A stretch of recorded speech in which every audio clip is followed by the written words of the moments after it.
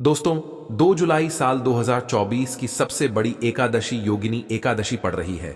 इस दिन यानी 2 जुलाई योगिनी एकादशी के दिन चुपचाप गाय माता को खिला दे। यह एक छोटी सी चीज, रोड़पति भी होंगे, करोड़पति मिलेंगी।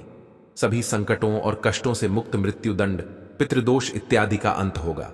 पूरे साल आपके घर में भरे रहेंगे अन्न धन के भंडार। भगवान श्री हरि विष्णु जी और माता लक्ष्मी जी आशीर्वाद से आपकी 7 पुष्टि तक करेंगी। आपके रुपयों पैसों, हां दोस्तों, 7 पीढ़ियों तक बैंक बैलेंस बढ़ता चला जाएगा। सभी दुख दर्द और संकट कष्ट दूर हो जाएंगे और समस्त सुख आपके पास आ जाएंगे। सभी सुख आपके कदम चूमेगी। यदि आप मात्र यह एक छोटी सी चीज 2 जुलाई यानी कि योगिनी एकादशी के दिन चुपचाप गाय माता को खिला देते हैं, यकीन मानिए जीवन से तत्काल गरीबी खत्म हो जाए। गरीबी दरिद्रता का नामो निशान खत्म हो जाएगा और आपके जीवन में आपको अपार धन सुख संपत्ति की प्राप्ति होगी। 7 पीढ़ियों किसी भी तरह की कोई कमी आपको नहीं रहेगी। आपके जीवन से सभी दुखों का अंत हो जाएगा, क्योंकि बहुत ही दुर्लभ संयोग में है। इस बार जो साल की बड़ी एकादशी है वह है योगिनी एकादशी। दोस्तों, यकीन मानिए गाय माता से जुड़े जो भी आप उपाय करेंगे आपको 100% लाभ मिलेगा। उन उपायों से लाभ मिलेगा। भगवान विष्णु जी, माता लक्ष्मी की कृपा हासिल होगी और 33 कोटि देवताओं को धारण करने वाली माता की कृपा आपके जीवन में सदैव बनी रहेगी। किसी तरह की कोई कमी नहीं रहेगी आपके जीवन में। दोस्तों, यदि आप चाहते हैं कि आपके जीवन में किसी तरह की कोई कमी ना हो, सभी दुख दर्द संकट कष्ट दूर हो जाए और गरीबी आपके जीवन से हमेशा के लिए दूर हो जाए और आपको अपार धन सुख संपत्ति की प्राप्ति हो, जीवन में सदैव आनंद ही आनंद हो, तो दोस्तों आजा की इस वीडियो को समय निकालकर पूरा देख लेना। यदि आज की वीडियो आपने पूरी देख ली तो आपके जीवन के सभी तरह के दुखों का अंत हो जाएगा। बहुत ही महत्वपूर्ण वीडियो है, लाभकारी वीडियो है। वीडियो को पूरा देखिए यदि भगवान विष्णु जी माता लक्ष्मी की कृपा हासिल करना चाहते हैं। जी हां दोस्तों, वीडियो को आगे शुरू करें।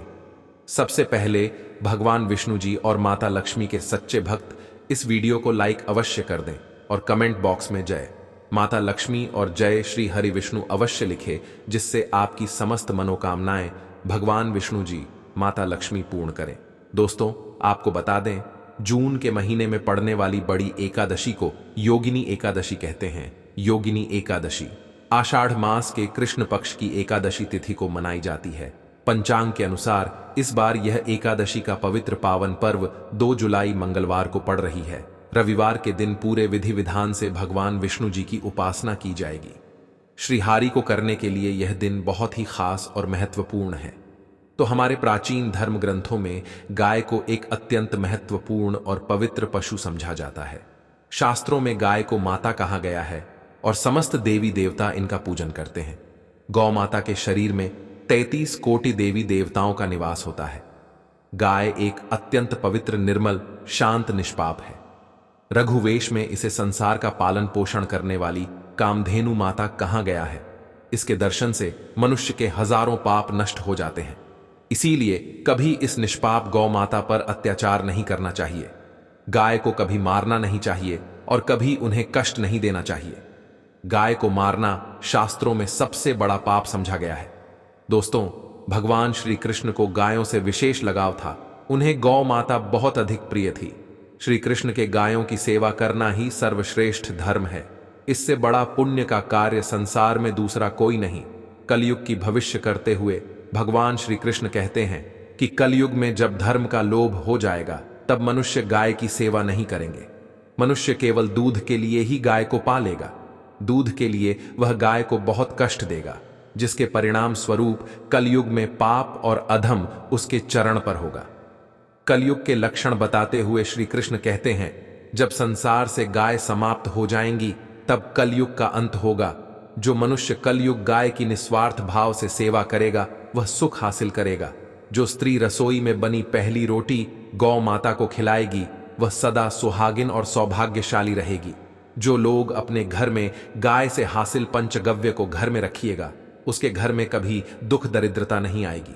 दोस्तों, हमारे धर्म के सभी शास्त्रों में गाय की सेवा को ही सर्वश्रेष्ठ समझा गया है।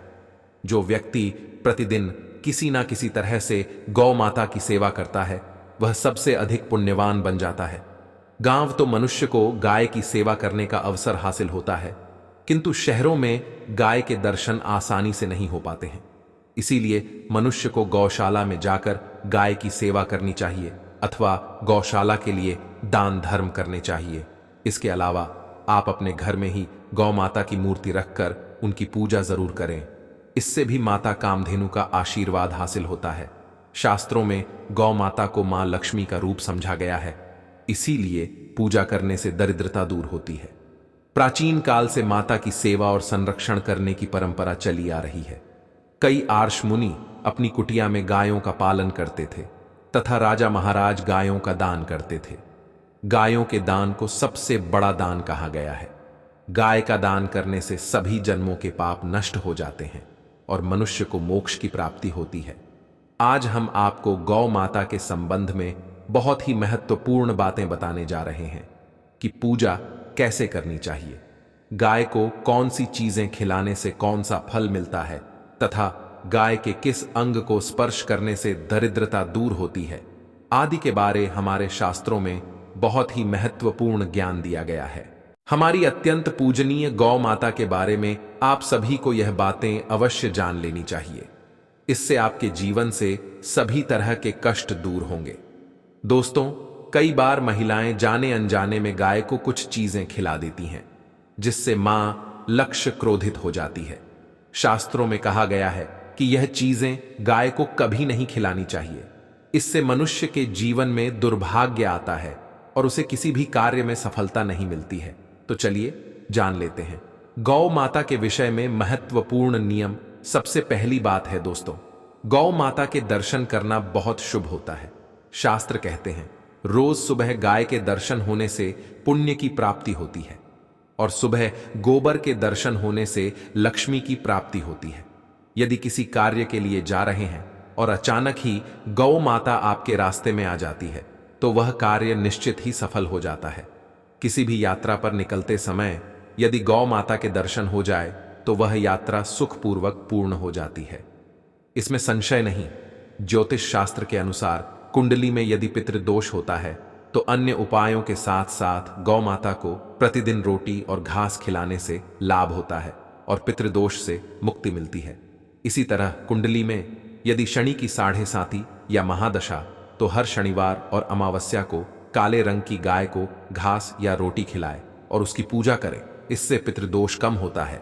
गोमूत्र यानी कि गाय का मूत्र बहुत ही उपयोगी, पवित्र और स्वास्थ्य की दृष्टि से अत्यंत हितकारी होता है। आध्यात्मिक दृष्टि से तो गौमूत्र का महत्व है ही, साथ ही वैज्ञानिक और स्वास्थ्य की दृष्टि से भी गोमूत्र के बहुत से लाभ बताए गए हैं। गोमूत्र में बहुत से खनिज पदार्थ और स्वास्थ्यवर्धक तत्व होते हैं जो हमारे शरीर की शुद्धि करते हैं और बहुत से रोगों से भी बचाते हैं। साथ ही गोमूत्र छिड़कने से वातावरण में शुद्धता और पवित्रता व्याप्त हो जाती है। इसीलिए हमारे शास्त्रों में शरीर को निरोगी रखने के लिए प्रतिदिन गोमूत्र का सेवन करने, घर में गोमूत्र छिड़कने के लिए कहा गया है। कुंडली में शुक्र ग्रह की स्थिति को मजबूत करने के लिए ज्योतिष शास्त्र के अनुसार सुबह के भोजन में सबसे पहली रोटी निकालकर एक सफेद गाय खिलाना शुभ समझा जाता है। यदि आपकी कुंडली में बुध ग्रह कमजोर है या आपको किसी कारण इसके दुष्प्रभाव झेलने पड़ रहे हैं तो हर बुधवार के दिन गाय को हरा चारा खिलाना शुरू कर दें। इससे बोध से जुड़े दुष्प्रभाव दूर होंगे और आपको तमाम समस्याओं का हल मिल जाएगा। यदि कुंडली में मंगल दोष है जिसके कारण आपके जीवन में कई तरह की परेशानियां हैं तो लाल रंग की गाय की सेवा करें। मंगलवार के दिन गाय का पूजन करें और उसे गुड़ और चने आदि खिलाएं। बृहस्पति ग्रह को जीवन के सभी मांगलिक कार्यों का कारक समझा जाता है। ऐसे में यदि किसी व्यक्ति के जीवन में विवाह आदि मांगलिक कार्यों में विघ्न निर्माण हो रहे हैं तो उन लोगों को कुंडली में बृहस्पति ग्रह की स्थिति को मजबूत करने के लिए रोटी पर गुड़ और चने रखकर को खिला देना चाहिए। इससे आपको शुभ परिणाम हासिल होते हैं। यदि घर में अशांति दी है, लड़ाई झगड़े होते रहते हैं तो घर में सुख शांति बनाए रखने के लिए घर के अंदर के गोबर से बने उपले को जलाना चाहिए और उसका धुआं संपूर्ण घर में फैलाना चाहिए। इससे घर की नकारात्मक ऊर्जा नष्ट होती है और सकारात्मक ऊर्जा में वृद्धि होती है। गाय के दूध, दही, घी, गोबर और गौमूत्र से बनने वाले मिश्रण को पंचगव्य कहते हैं। पंचगव्य को पाप नाशक कहा जाता है। हिंदुओं की एक धार्मिक विधि प्रायश्चित करने में इसका उपयोग किया जाता है। पंचगव्य को बनाने वाली सभी वस्तुएं अत्यंत उपयोगी होती हैं, जो स्वास्थ्य के लिए तो है ही, साथ ही औषधीय गुणों से भी भरपूर है। दोस्तों, यदि आपके द्वार पर माता आती है तो उसे बिना रोटी खिलाए जाने मत देना, नहीं तो आपको दुर्भाग्य का सामना करना पड़ेगा, क्योंकि जिसके द्वार से गाय बिना कुछ हासिल किए लौट जाती है, उसके घर से लक्ष्मी भी चली जाती है। प्रत्येक स्त्री को प्रतिदिन के लिए एक रोटी बनानी चाहिए और प्रेम से गौ माता को खिलानी चाहिए। इससे गौ माता का आशीर्वाद हासिल होता है और मन की इच्छाएं होती हैं। कुछ लोग गौ माता को बासी भोजन अथवा जूठन खिला देते हैं। इस शास्त्र में पाप समझा गया है। आपकी अन्य पशु को खिला सकते हैं, किंतु गाय को कभी जूठन नहीं खिलाना चाहिए। भूख लगने के कारण गौ माता उस अन्न को ग्रहण कर लेती है, किंतु इसका पाप उस व्यक्ति को लगता है जो गौ माता को ऐसा बासी भोजन खिलाता है। गाय एक शाकाहारी और पवित्र पशु है, इसीलिए गाय के में कभी मांस, अंडे आदि चीजें नहीं डालनी चाहिए। ऐसा करने से पाप लगता है। यदि आपकी कुंडली में चंद्र दोष है और जिसके कारण लगातार परेशानी उठानी पड़ रही है, तो आप यह एक उपाय जरूर करें। आप रोटी पर सफेद मक्खन, नमक और घी लगाकर गौ माता को खिला दें। यदि शनि दोष है तो आटे में थोड़े काले तिल मिलाकर रोटी बनाकर गौ माता को खिला दें। इससे शनि दोष समाप्त होता है। मंगल दोष को दूर करने के लिए रोटी पर हल्दी लगाकर गाय को खिलाना चाहिए। घर में धन की समस्या है तो गुरुवार के दिन गाय को केले का फल खिलाना चाहिए। इससे दरिद्रता दूर होती है। दो गौ माता की पीठ पर एक उभरा हुआ कुबड़े केतु नारी होती है। जब भी आपके द्वार पर गौ माता पधारे, आप इस कुबड़ को एक बार जरूर स्पर्श करें। इससे आपके जीवन से सभी दुखों का अंत होगा और धन संपत्ति की प्राप्ति होगी। शास्त्रों में कहा गया है, जो मनुष्य तन मन धन से गौ माता की सेवा करता है, वह मृत्यु के वह तरणी नदी को गौ माता की पूंछ पकड़कर पार कर लेता है।